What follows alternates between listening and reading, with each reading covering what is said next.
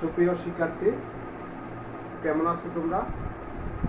আশা করছি আল্লাহর রহমতে ভালো আছো, সুস্থ আছো, বাসা বাড়িতে আছো এবং নিজেদের পড়ালেখা নিয়ে ব্যস্ত আছো। প্রিয় শিক্ষার্থী, আমি তোমাদের মাঝে আবারও হাজির হয়েছি ইসলামের ইতিহাস সংস্কৃতি দ্বিতীয় পত্র দ্বিতীয় অধ্যায় নিয়ে। আমি তোমাদের মাঝে কিন্তু ধারাবাহিক আলোচনায় করে যাচ্ছি। প্রিয় শিক্ষার্থীরা, আমি গত ক্লাসে আলোচনা করেছিলাম তোমাদের মাঝে মামলুক সুলতান গিয়াসউদ্দিন বলবনের চরিত্র কৃতিত্ব নিয়ে। আজকে আমি আলোচনা করব খলজি বিপ্লব নিয়ে। প্রিয় শিক্ষার্থী, আজকের ক্লাসে তোমাদেরকে স্বাগত জানাচ্ছি। তাহলে চলো, খলজি বিপ্লবটা, খলজি বংশ বা খলজি বিপ্লব কখন থেকে শুরু হয় সে সম্পর্কে জানার আগে আমরা প্রথমত জানবো দিল্লির সালতানাতের সময় কত থেকে কত ছিল এবং কয়টি রাজবংশ দিল্লির সালতানাতে শাসন করেছিল সেই বিষয়গুলো সম্পর্কে আমরা আগে জেনে নিই। প্রিয় শিক্ষার্থীরা, মূলত ভারতবর্ষের দিল্লির সালতানাত শুরু হয় 1206 থেকে 1526 খ্রিস্টাব্দ পর্যন্ত। 1206 থেকে 1526 খ্রিস্টাব্দ পর্যন্ত দিল্লির সালতানাত বা সুলতানি আমল। দিল্লির সালতানাত বা সুলতানি আমল। প্রিয় শিক্ষার্থী, এখানে প্রায় 320 বছর পর্যন্ত সালতানাত বা সুলতানি আমলের সময় ছিল 320 বছর। এই 320 বছর সময়ের মধ্যে 5টি রাজবংশ শাসন করেছিল। এই 5টি রাজবংশ হচ্ছে, প্রথমত আসছিল মামলুক তথাকথিত দাস বংশ। মামলুকদেরকে দাস বংশ বলা হয়। তাদের শাসনকাল ছিল 1206 থেকে 1290 খ্রিস্টাব্দ পর্যন্ত। মামলুকদের পরে আসছিল খলজি বংশ। খলজি, তাদের শাসনকাল ছিল 1290 থেকে 1320 খ্রিস্টাব্দ পর্যন্ত। খলজিদের পরে আসছিল তুগলক বংশ। তুগলক, তারা শাসন করেছিল 1320 থেকে 1413 খ্রিস্টাব্দ পর্যন্ত। তুগলক বংশের পরে আসছিল সৈয়দ বংশ। তারা শাসন করেছিল 1414 থেকে 1451 খ্রিস্টাব্দ পর্যন্ত।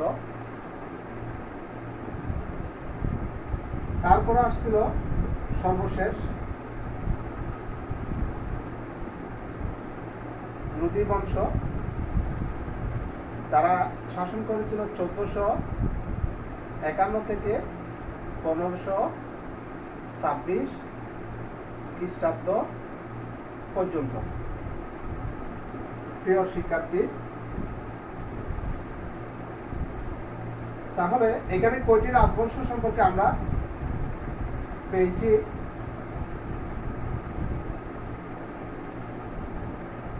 5টি রাজবংশ সম্পর্কে। কয়টি রাজবংশ সম্পর্কে আমরা পেয়েছি? 5টি রাজবংশ। তাদের শাসনকাল ছিল 320 বছর। এই 320 বছর ছিল, এটাকে ভারতবর্ষের দিল্লির সালতানাত বা সুলতানি আমল বলা হয়। প্রিয় শিক্ষার্থী, সর্বপ্রথম কারা আসছিল? মামলুকরা। মামলুকরা এসেছিল। তাদের শাসনকাল ছিল কত বছর? 84 বছর। মামলুকদের শাসনকাল কত বছর ছিল? 84 বছর। তাদের শাসক ছিল, শাসনকাল ছিল 84 বছর। তাদের শাসক ছিল 11 জন, সর্বমোট 11 জন। 11 জন শাসক কত বছর পর্যন্ত শাসন করেছিল? 84 বছর। তাহলে প্রিয় শিক্ষার্থী, আমরা মামলুক, আজকে মামলুক বংশের শাসনকাল শেষ হবে। তাহলে আমরা পরবর্তী বংশ খলজি বংশ শাসনকাল সম্পর্কে এখন শুরু করব খলজি বংশের শাসনকাল সম্পর্কে। এখন খলজিদের শাসনকাল জানার আগে আমাদের জানতে হবে খলজি বিপ্লব। আজকের পাঠ্যসূচির বিষয় হচ্ছে খলজি বিপ্লব। খলজি বিপ্লবটা কখন থেকে শুরু হয় সে সম্পর্কে জানতে হবে। প্রিয় শিক্ষার্থীরা, খলজি বিপ্লব শুরু হয় মূলত সুলতান গিয়াসউদ্দিন বলবনের শাসনকালের পর থেকে, অর্থাৎ 1285 খ্রিস্টাব্দে মঙ্গল আক্রমণের পর থেকে, যখন তার জ্যেষ্ঠ পুত্র সুলতান মোহাম্মদ নিহত হয়, তখন গিয়াসউদ্দিন বলবন তার দ্বিতীয় পুত্র বগরা খানকে উত্তরাধিকারী নিযুক্ত করেন, কিন্তু তিনি এই গুরু দায়িত্ব পালন করতে অস্বীকার করেন এবং শাসনাধীনে বঙ্গদেশ ফিরে যান। কাজেই অভিজাত সম্প্রদায় বলবনের মৃত্যুর পর বগরা খানের অষ্টাদশ বর্ষীয় পুত্র কাইকুবা 1287 খ্রিস্টাব্দে দিল্লির সিংহাসনে বসেন। সিংহাসনে আরোহণ করেই তিনি মুইজুদ্দিন উপাধি ধারণ করেছিলেন, কিন্তু সিংহাসন আরোহণ করার পর তিনি প্রধানমন্ত্রী নিজামউদ্দিনের হাতে রাজ্যের সমুদয় শাসনভার ছেড়ে দেন এবং তিনি মদ, নারী, রাহাজানি, ভোগবিলাসে মত্ত হয়ে যান। উচ্চবিলাসী নিজামউদ্দিন দিল্লির সিংহাসন হতে সুলতানকে অপসারণের চেষ্টা করেন এবং এমনকি তিনি সম্ভাব্য উত্তরাধিকারী মোহাম্মদের পুত্র কাইকসরুকে এক ষড়যন্ত্রের মাধ্যমে হত্যা করেন। সুপ্রিয় শিক্ষার্থী, তাহলে খলজি বিপ্লবটা কখন থেকে শুরু হয়? খলজি বিপ্লব শুরু হয় মূলত 1285 খ্রিস্টাব্দে মঙ্গল আক্রমণের 1285 খ্রিস্টাব্দে মঙ্গল আক্রমণের পর থেকে, যখন সুলতান গিয়াসউদ্দিনের পুত্র মোহাম্মদের মৃত্যুর পর থেকেই মূলত খলজি বিপ্লবটা শুরু হয়েছিল। কাইকসরুকের হত্যাকে কেন্দ্র করে দিল্লির সালতানাত দুটি ভাগে বিভক্ত হয়ে যায়। একটি হচ্ছে তুর্কি আর অপরটি হচ্ছে খলজি। মূলত এখান থেকে তারা দুই দলে বিভক্ত হয়ে পড়ে। মালিক জালালউদ্দিন ফিরোজ খলজির অধীনে খলজিগণ দিন দিন শক্তিশালী হয়ে উঠতে লাগলো।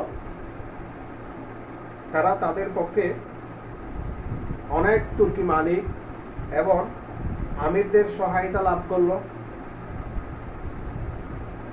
খলজি প্রধানদের ক্রমোন্নতি অধিকাংশ তুর্কি প্রধানদের অসন্তুষ্টির কারণ হয়ে দাঁড়িয়েছিল, কারণ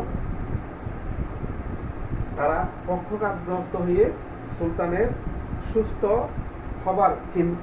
সুস্থ হবার কোনো আশা ছিল না এবং তার 3 বছরের শিশু পুত্র কাইমার্সকে 1289 খ্রিস্টাব্দে দিল্লির সিংহাসনের শাসক হিসেবে নিযুক্ত করেছিলেন এবং মনোনীত করেছিলেন এই সুলতানকে।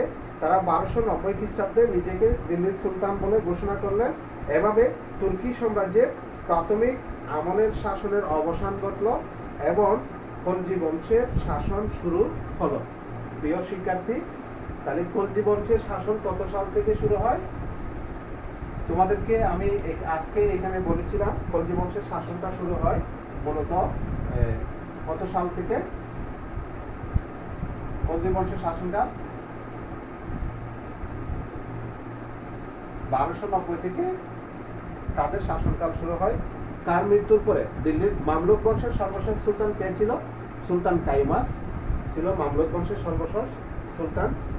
তার মৃত্যুর পরে জালালউদ্দিন খলজি 1290 খ্রিস্টাব্দে খলজি বংশ প্রতিষ্ঠা করেন। সুপ্রিয় শিক্ষার্থী, তাহলে আজকে এতটুকুই। আমরা আগামী ক্লাসে খলজি বংশের প্রতিষ্ঠা সম্পর্কে বা খলজি বংশের নামকরণ সম্পর্কে পড়ব এবং জালালউদ্দিন খলজির পরিচয় সম্পর্কে পড়ব।